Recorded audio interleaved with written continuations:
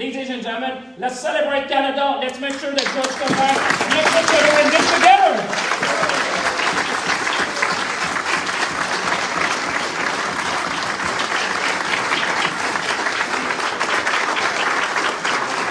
Minister, I've seen your tremendous effort in engaging with our Calgary community yesterday with working class people at the Chamber, with the great women's leaders you met yesterday morning. You brought today wisdom and grace to our community. I'm so grateful for you coming and giving us your precious time. As a small token of appreciation, you guys all have heard of Chai with Chahal.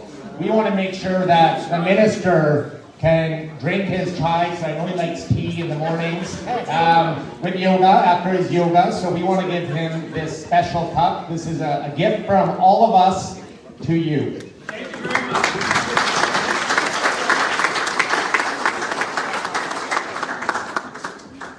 All right, folks, we'll now have a moderated session with our two panelists, Minister Champagne and Mr. Nenshi, sorry, Mayor. And I would like to call up Humaira Falik, who's going to be moderating our discussion. Humaira is a community leader, a community activist, and a program coordinator at Action Dignity. Humaira?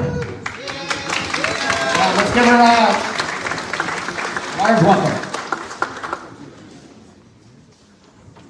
Hello everyone, thank you for this opportunity. And yes, my name is Humaira Falik. I'm working for Action Dignity, currently overseeing their social and economic inclusion as well as anti-racism work. I'm very excited to be here, but also nervous because I'll be doing this in front of three most dynamic and prismatic political leaders. And thank you for being here today, because I think it's really important that we engage in conversations and dialogues on a regular basis with our political leaders so that our needs are represented in the policy making process. And yes, representation matters, so does advocacy. So while they're settling in, I'm just going to be letting you know that we have, as all of you know, as our panelist, George Chahal, our very favorite George Chahal. Then we have our Honorable Minister Champagne. And yes, joining them today, we have our Mayor, former Mayor Nenshi, who is elected for 3 terms for one of the largest city in North America. So everybody please give them a huge round of applause.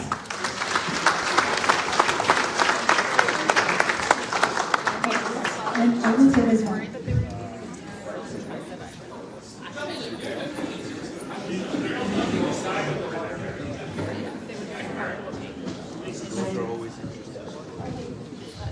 I hope all of you can see us. So the theme of today's panel is Canada's role in the world. So we will start off with my first question, and we will start off with the Honorable Minister Champagne, and then moving on to MP Chahal, and then Mr. Nenshi. So the question is, given Canada's diversity, how can we better utilize our human capital to enhance our opportunities around the world? I'm going to stand up so you can see me, you know. It's always funny when you come from Shawinigan and they call the other guy the little guy from Shawinigan. I wish they would have called him the tall guy. He's about 6'5", you know. So now I always have to say I'm the little guy from Shawinigan. Listen, diversity is part of the fabric of Canada. When I look at this country, when I look at each and one of you, and I want, hopefully this is recorded, and don't worry if you tweet it, but I want to say that people and my friends in Canada across the nation, and the mayor as a mayor, I'm not going to call you mayor, sir, if that's okay. I mean, listen, in my heart, you're always going to be a mayor, and God knows what I'm going to call you in the future. But I think that the mayor and George have understood in the community that a lot of people have made a choice to come to Canada. And I've often said that, you know, I lived 20 years abroad. I lived in about the United States and moved on in Europe many times. And I always my fellow Canadian to realize that a lot of people who have made it in Canada have left a lot behind.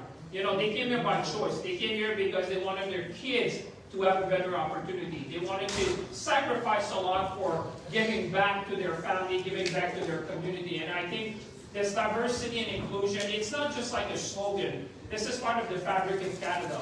You know, if you look at communities around here in Calgary, and when I go in Toronto, when I go in Vancouver, when I go across the nation, I grew up even in a place like Quebec where you would say at the time, we were a minority, the Francophone, in a much larger country. But what I see in each and every one of you today is that I'm always reminded by Prime Minister Chrétien, who said, never forget that this country is about 1/3 of all the population is immigrants. People are either first generation, second generation, who want to come here because they want to build something. They believe in a better future for themselves, but they are willing to work to make sure that their kids will even have a better future for that. So for me, let's not forget as Canadians that we open our arms. Let's not forget that the refugees who come here have had a lot that they left behind. Let's make sure that those that we welcome, we give them the opportunities that everyone, whatever your background, wherever you came here, how long have you been a Canadian? Yesterday I was at an event and George was kind enough. I've met people who have been here 3 months and I've been meeting people who have been here 30 years. But you know what? They had one thing in common. They were proud. They were proud Canadians. I saw a man and he just said, Minister, I've been Canadian for 3 months. And he said, I'm the proudest that you can find in the room.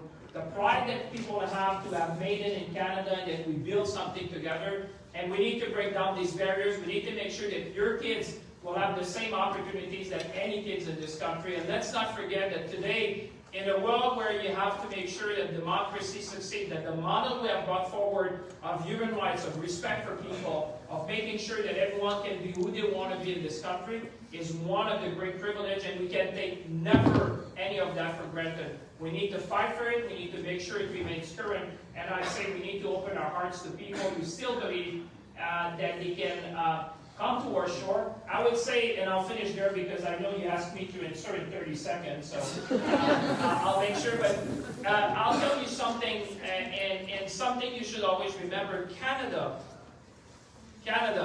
is one of the very few countries in the world where immigration is seen as positive. And that is something that we can share. I have lived in many places, and I challenge people in this room to find me a country where immigration is seen positively. That the newcomer is seen as much respect as someone who has been here for 30 years. That someone who's just coming and making it in our society feels really welcome. I think this is one of the greatest achievements of the Canadian society, is that we see immigration positive. And we should continue that because talent is king in the 21st century. With talent in the economy of the 21st century, everything is possible. Let's make sure that together we always believe and always strive to make sure that immigration is one of the key pillars of a society and what we have become as Canada.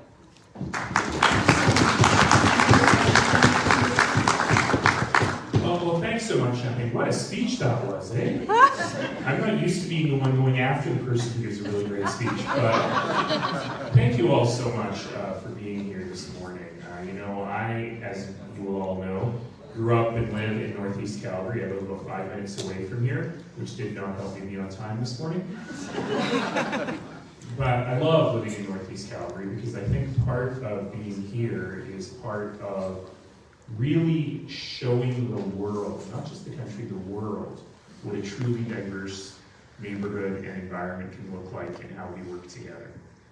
And so in this room among friends, what I will suggest to all of you is that while we are and rightly should be proud of the diverse communities that we've built here in Canada, that is something that is without parallel in the world. The Aga Khan has called Canada the most successful example of pluralism in human history. But I'm exactly as old as Canadian multiculturalism. Prime Minister Trudeau, the elder, instituted that policy a few months before I was born and my family had just gotten here. And we've been so successful, I would argue to all of you, kind of in spite of ourselves. We've been so successful because Canadians have big hearts and good natures, and we need people to populate this vast country. But now we're at a different point. And I'm going to suggest to you there's two things that we as people in diverse communities need to really be thinking hard about. The first is how we live amongst one another here and now. We are going to see a huge increase in immigration regardless of which government is in power, which party is in power, federal government policy. We have to. It's an economic essential. And it's going to be much larger than anything we've seen in the past. And I will tell you right now, We are not ready. We think we'll be able to continue doing things the way we did in the past. In the future, it's not going to work. We have to learn very hard, very strongly, how we move from a society of pluralism and multiculturalism and diversity to a society that is truly anti-racist. And I'm not quite sure what that's going to look like. But we have to open our hearts and our minds to that. And so I'll say to you, my friends, I know many of you in the room, and you know that I'm a straight shooter. So I will say to all of you, my friends, that starts with us. That starts with ensuring that we ourselves recognize that we value the diversity in our communities. It means making sure we and our kids are not insular, that we're not keeping only to our own community, that we're spending time with others. It means that we are respecting the pluralism that allows us to worship as we wish, and to live as we wish, and to have our grandparents here as we wish. Also applies to everyone else in the community.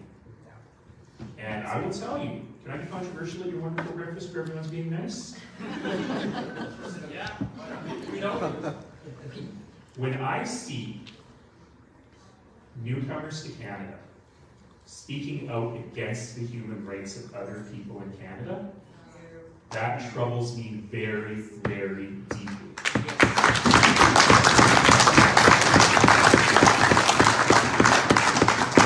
Whether or not we agree or disagree, whether or not we're comfortable or uncomfortable, and it's hard.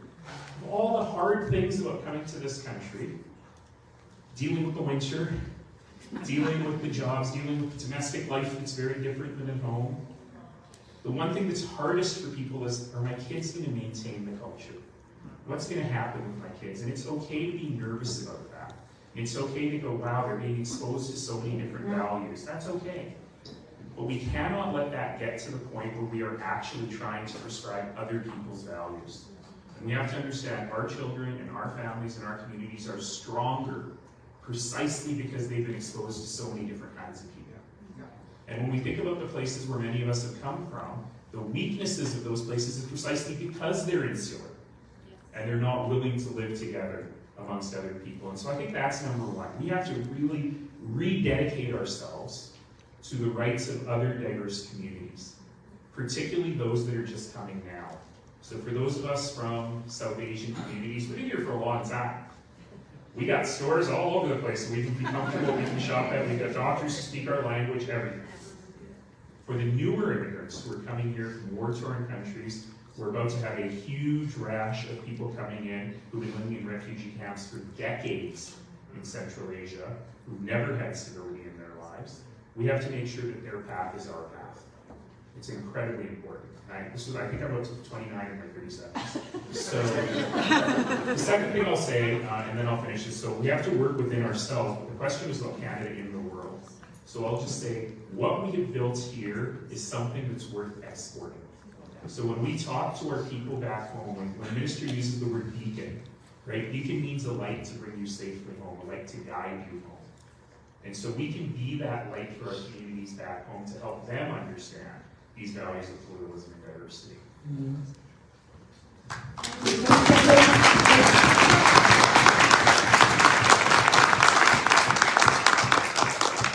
Thank you, Nenshi. Yes, so I totally agree. I think we all agree that when we talk about dismantling racism, we should always be cognizant of natural racism that prevents us from working with each other and towards shared goals. So that is something that we should definitely be aware of. Moving on to our second question and 30 seconds. So many politicians suggest that Canada is broken. What would you say to the next generation of Canadians and new Canadians? Well, I'll keep standing up because that's the best way that I can sweep out at the back. I think it's utterly ridiculous to say that a country like Canada is broken. I mean, those who say that have never traveled the world. I have been in refugee camp. I have seen people struggling. The mayor spoke eloquently about the plight of millions of people in this world. To suggest that a country like Canada, which is the beacon of hope for millions of people around the world, obviously we're not perfect.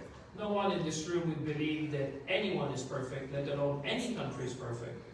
But even the suggestion that a country like Canada, where you can express your diversity, as the mayor was saying, where you're welcoming your neighbors, where your kids, whether the background, whatever background you have, can have the highest office in this country, I think is utterly ridiculous.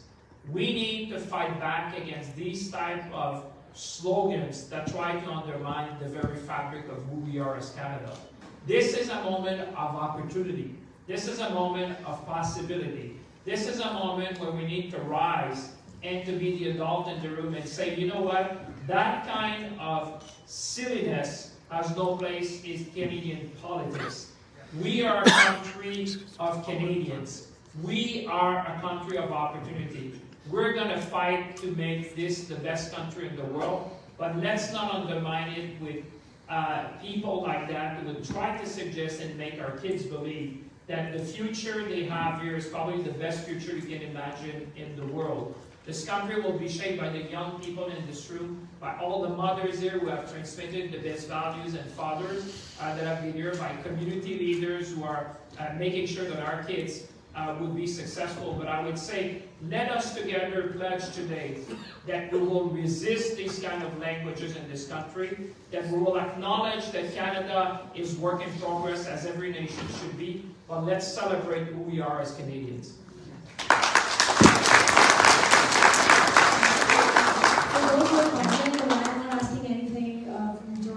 Because he's asked me to skip him because we're running short of time, but we can get hold of him anytime, any day. So, same question for you. Sure. You know, Minister, of course, is right. When empirically you look at the statistics, Canada's not broken at all. We are one of the wealthiest nations in the world still. We have strong public services still. But it is very true that for many Canadians, Canada feels broken. And if you listen to that man that will not be named in this room today, he very rarely says Canada is broken. He usually says Canada feels broken. He's being very smart about that. And because what he's trying to do is get a sense amongst people that is not supported by facts that this is the way we live. Guess what? It's working. We also have to be realistic and say it's not just political misinformation. It's also the fact that people are finding it harder and harder to live. That affordability is on everyone's mind, that we have for far too long acknowledged and accepted, for far too long we've accepted far too many people living in substandard conditions. We've accepted far too many challenges with not helping people suffering from the scourge of mental health and addiction. And so as a result, when you get on the train, and you feel a little bit like, who am I going to meet on the train today? It's totally okay for you to think that Canada feels broken. When you have to take on a second job because your rent went up so much, you can understand why people feel like Canada feels broken. But the fundamentals, the single most important thing that we offer to people from around the world, the opportunity right here, right now, to live a great Canadian life, remains strong. But what we need to do is ensure that our policies at every order of government across every political party are policies that are impacting people's quality of life and ensuring that we say that we will not accept that seniors or vulnerable people or newcomers deserve a life with less dignity than others. And our job is to ensure that every Canadian has that. Thank you so much. Well, let's bring this to the end of this great discussion. Yeah, that was short and sweet, isn't it? So I'll just... Okay, great. So I would just want to leave you guys with this thought that for change making to happen, it is critical that our organizations, communities, and citizens understand the need to build transformative civic infrastructure through activating leadership, advocacy, and building capacities among communities. We're so intentional when it comes to building physical infrastructure. I think we should do the same. That how we should be intentional is how we build our civic infrastructure through supporting community members in their efforts to change making. And we should be cognizant of our implicit biases because that prevents us from working with each other, as Mr. Nenshi said. And we should also believe that divergent point of views can exist in tandem with each other as long as we are headed towards shared goal, which is to help Canada grow and prosper. Diversity is a strength, diversity is beautiful. With that, I would like to thank each one of you for being here tonight.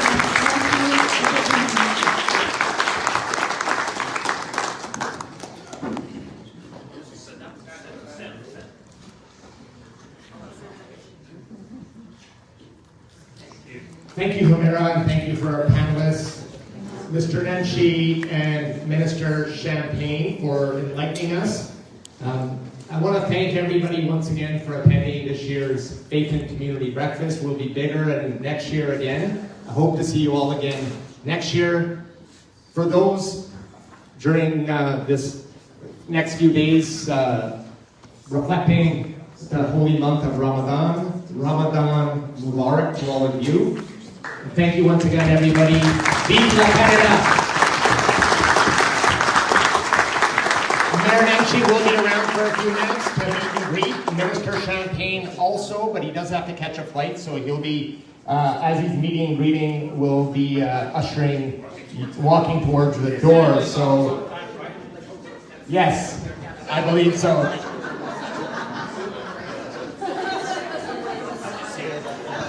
Thank you, everyone. We didn't have a chance to see everyone, but I say, let's ensure. I think the mayor said words of I think the best word that was said today is dignity for all. I think that today what I take away from what we had, this discussion, let's fight for dignity for all. Let's seize the moment. Let's be ambitious. Let's celebrate Canada. Let's celebrate every Canadian. Let's celebrate who we are and what we want to be as a nation. Mesdames et messieurs, je vous dis une excellente journée.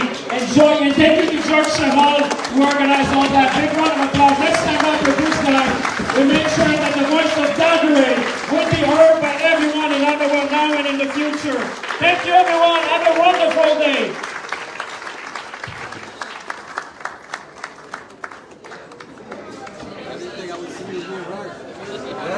I know. This was George Charles' event,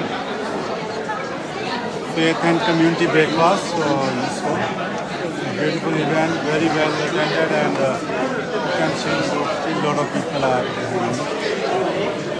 I hope you like today's event and see you soon. Anji,